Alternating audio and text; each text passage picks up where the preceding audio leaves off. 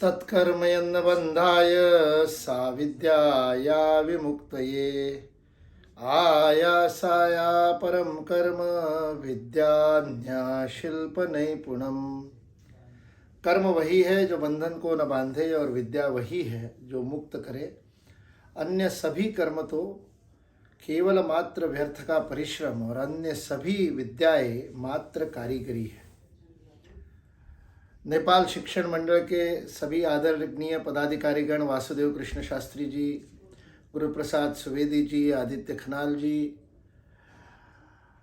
आचार्य दीप कोयराला जी और समस्त आचार्यगण, मातृशक्ति, भगिनी वृंद और बंधु,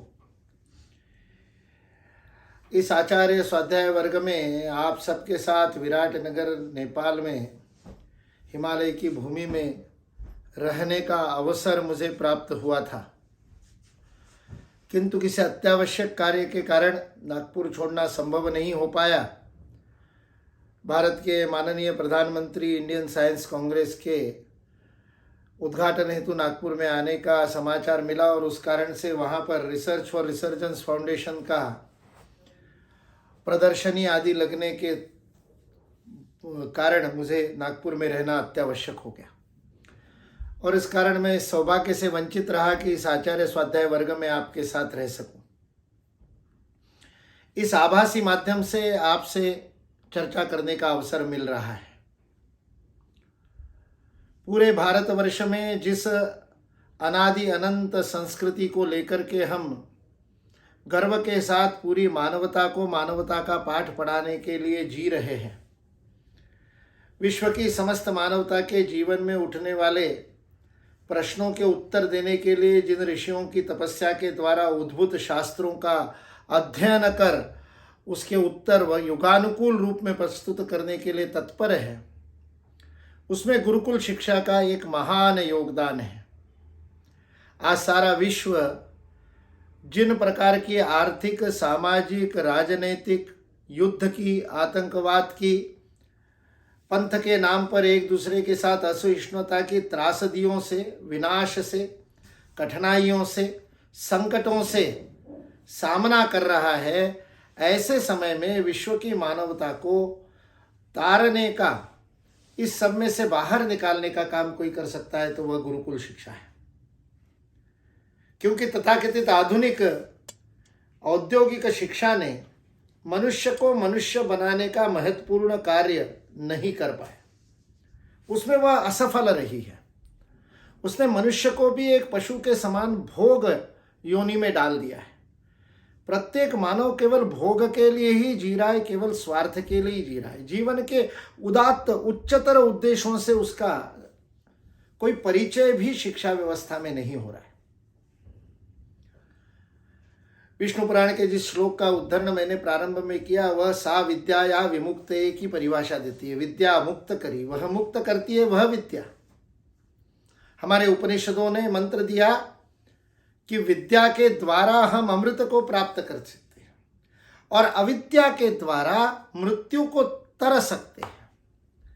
अविद्या मृत्युम तीर्थवा विद्या अमृतमश्नुते, यह भारत का विश्व को संदेश है।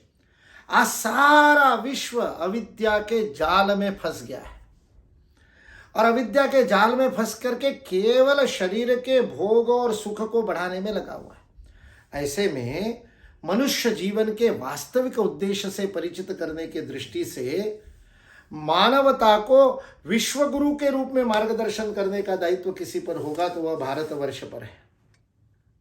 राजनीतिक रूप से अलग अलग देश होते हुए भी नेपाल सदा से हिंदू राष्ट्र की, सनातन की भूमि है, वैदिक तत्व की भूमि है और आज अनेक बातों में खास करके भारतीय संस्कृति के महत्वपूर्ण शास्त्रीय, वैज्ञानिक, साइंटिफिक तत्वों को आचरण में लाने की दृष्टि से आज नेपाल भारत से आगे है। जैसे कालगणना में आज भी सौर विक्रम संवत की कालगणना गते वाली प्रयोग करते हैं। भारत में तो 1 जनवरी को नववर्ष के स्वागत का बड़ा उल्लास चलता है। नेपाल में भी अभी शुरू हुआ होगा, किंतु आज भी सामान्य व्यक्ति की कालगणना में हिंदुत्व बाकी है। शनिवार को छुट्टी देना, रविवार को सूर्य भगवान के वार से सप्ताह को प्रारंभ करना, ये जो प्राचीन भारतीय संस्कृति है वह निर्बाध रूप से नेपाल में चल रही है। और भी अनेक बातें हैं। गुरुकुल शिक्षा में शिक्षा प्राप्त करने वाले स्नातकों को सीधे उच्चतर शिक्षा में प्रवेश देने की व्यवस्था, उसका प्रमाणीकरण आज भी भारत में नहीं हुआ है। भारतीय शिक्षा बोर्ड और वैदिक शिक्षा बोर्ड की बात चल रही है, किंतु अभी हुआ नहीं है। इसमें भी नेपाल भारत से अग्रसर है। ऐसी अनेक बातों में नेपाल से भारत को सीखना है। यह आचार्य स्वाध्याय वर्ग हम सब लोगों के लिए एक महत्वपूर्ण अवसर है। हम अपनी दैनिक नित्य क्रम में गुरुकुल के आचार्य के रूप में कार्य करते हैं। जो भी अभ्यास नित्य हो जाता है, उस नित्य अभ्यास में यांत्रिकता आ जाती है, उसका उत्साह कम हो जाता है। इसलिए सनातन संस्कृति में नित्य साधना को पुष्ट करने के लिए नैमित्तिक साधना का विधान है।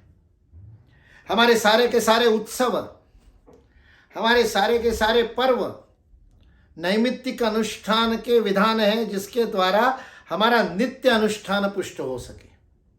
समय समय पर किए गए अनुष्ठान से प्राप्त प्राण ऊर्जा को, आध्यात्मिक शक्ति को प्रतिदिन के नित्य अनुष्ठान में लगाने का नाम उत्सव होता है।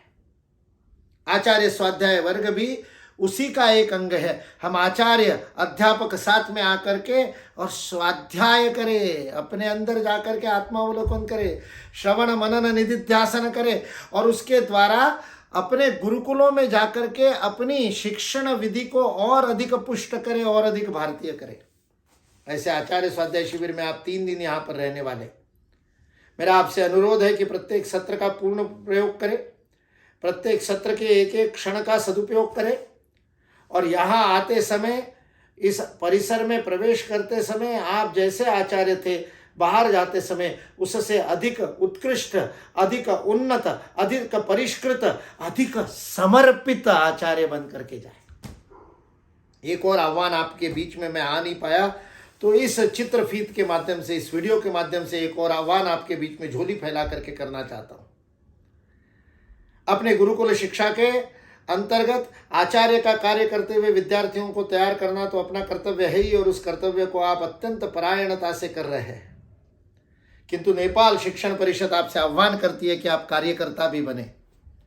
प्रत्येक आचार्य को कार्यकर्ता बनना पड़ेगा, ताकि हमारे विद्यालय से निकलने वाले विद्यार्थी भी आचार्य बन सके और गुणन फलित के रूप में 1 से 10, 10 से 20, 10 से 100, 100 से सहस्त्र होते हुए पूरे विश्व को प्लावित करने वाली गुरुकुल शिक्षा का स्वप्न हम देख सके।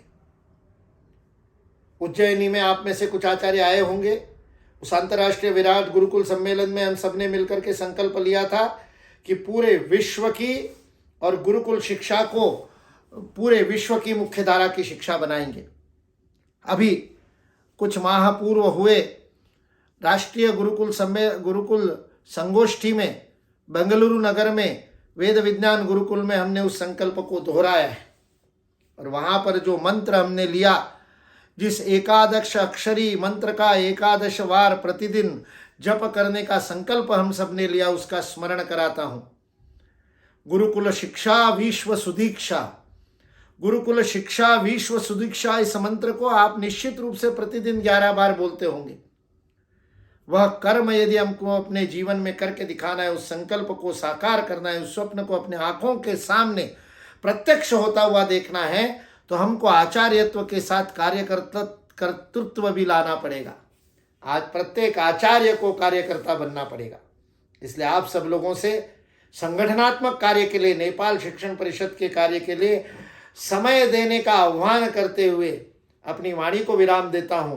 जब सज्जन वृंद अधिक समय देकर के संगठित होंगे, तभी राष्ट्र बलवान होगा, और जब यह हिंदू राष्ट्र बलवान होगा, तब विश्व मानवता का मार्गदर्शन होगा और गुरुकुल शिक्षा विश्व की सुदीक्षा करने में और निश्चित रूप से सार्थक होगी, सफल होगी। इस विश्वास के साथ अपनी वाणी को विराम देता हूं। जीवने यावदादानं स्यात् प्रदानं ततोऽधिकम् इत्येषा प्रार्थना अस्माकं भगवन् परिपूर्यताम्। लोका समस्ता सुखिनो भवन्तु, लोका समस्ता सुखिनो भवन्तु। लोका समस्ता सुखिनो भवन्तु। धन्यामः।